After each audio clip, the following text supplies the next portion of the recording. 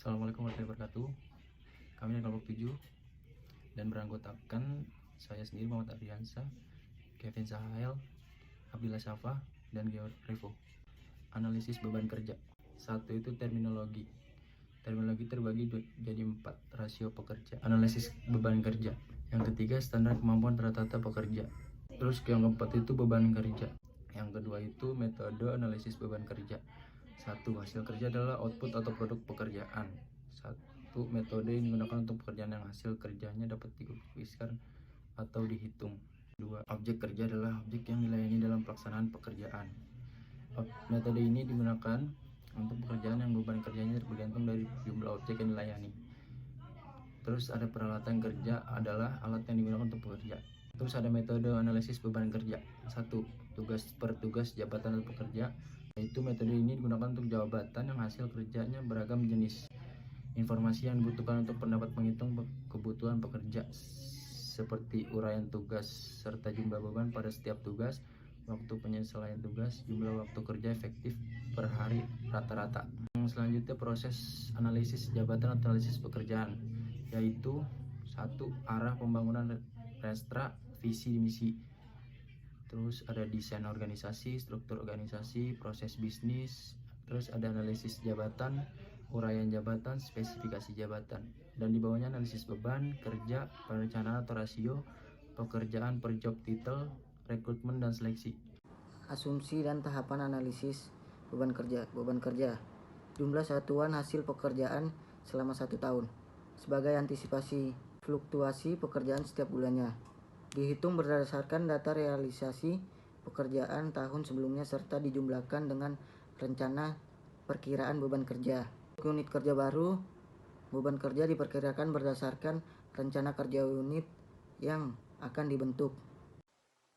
Atas waktu yang hilang.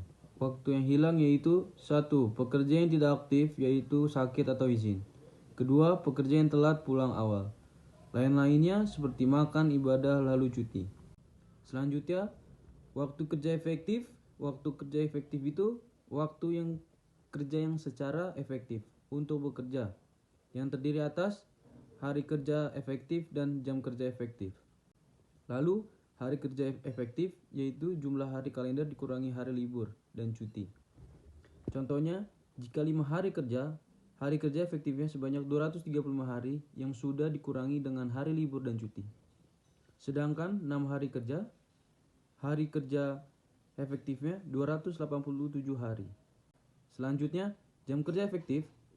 Jam kerja efektif adalah jumlah jam kerja formal dikurangi dengan waktu kerja yang hilang karena tidak bekerja seperti makan, ibadah, dan sebagainya. Perhitungan jam kerja efektif. Jumlah jam kerja formal dalam 1 minggu yaitu 37,5 jam. Dalam 5 hari kerja, allowance itu 30%, ya sama dengan jadi 12,5 jam. Dalam jam kerja efektif dalam 1 minggu, 37,5 jam dikurangin 12,5 jam, jadinya sama dengan 25 jam. Dan jam kerja efektif dalam 1 hari menjadi 25 jam bagi 5, sama dengan 5 jam. Dan 6 hari kerja, allowance-nya tetap sama 30%, 12,5 jam. Dan jam kerja efektif dalam 1 minggu 37,5 jam dikurangin 12,5 jam, jadinya 25 jam.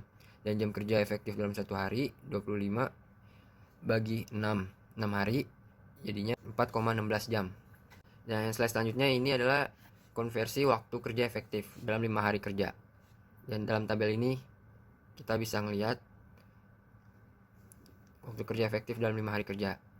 Dan selanjutnya, hasil perhitungan rasio pekerja per job title dapat diimplementasikan secara efektif apabila yang pertama, organisasi disusun benar-benar diarahkan untuk melaksanakan misi secara efektif dan efisien dalam rangka mewujudkan visi yang ditetapkan. Dan yang kedua, setiap unit organisasi tersusun dari jabatan-jabatan yang dibutuhkan oleh organisasi induknya dengan tugas-tugas yang jelas dan beban kerja yang terukur. Menurut pendapat saya tentang webinar ini adalah dapat menambah wawasan pekerja dan manfaat bagi pekerja atau job title. Terima kasih. Webinar kali ini bagus untuk saya dalam standar bekerja saya nanti dan menambah pengetahuan atau wawasan dalam beban kerja. Terima kasih. Manfaat dari webinar analisis beban kerja ini dapat menambah pengetahuan dan dapat menjadi indikator untuk menentukan standar waktu tugas dari setiap tugas yang diberikan, serta aktivitas terkait di dalam perusahaan nanti saat saya bekerja. Karena ini akan sangat bermanfaat untuk menyempurnakan suatu organisasi untuk menjamin efektivitas dan efisiensi sumber daya manusia yang menandai pada setiap organisasi atau perusahaan.